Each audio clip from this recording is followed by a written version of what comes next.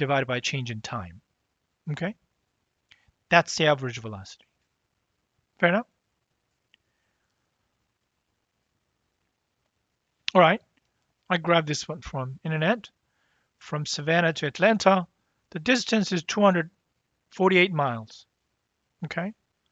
For some reason, you were listening to the radio, you didn't look at speedometer, you got lucky, didn't get caught, realized, oh, it's been 3 hours. I'm in Atlanta, not knowing how fast you were going, right? So how fast were you going? Take out a calculator, divide 248 miles, right? You were here, you were there. The position difference clearly indicates that you didn't go back and forth. I forgot my wallet. Didn't go back and forth. Went straight, right? So divided by that, turns out you were going average of 82 miles, right? Wow, I was lucky. I passed Macon and all that. 82 miles, didn't get caught, right? Extremely lucky. That's average velocity.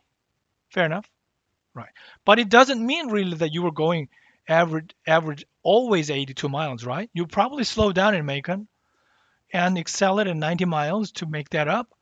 Things like that. But overall, it doesn't really represent you really going in. An extreme example, I grabbed it in here. This is a scene from the movie The Incredibles.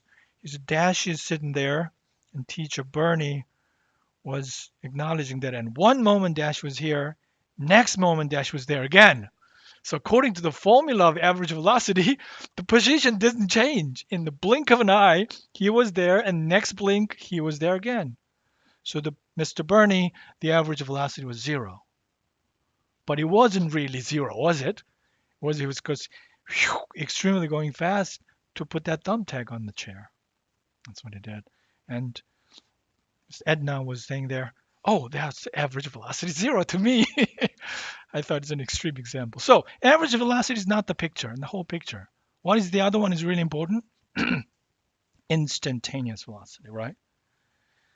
I heard that Mr. Incredibles 2 is going to show next year. Yeah, looking forward to it.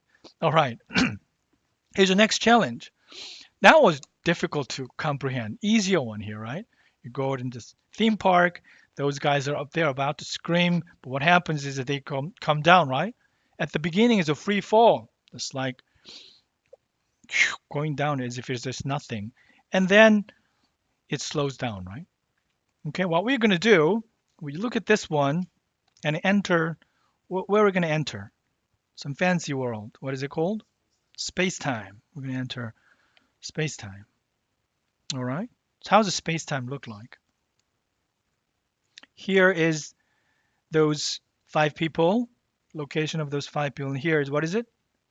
T, right? It's all happening over 3 seconds.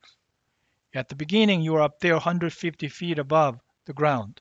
They are there. That's the location at t equals 0, right? Roughly think about it. Where they are at 1 second and 2 seconds, right?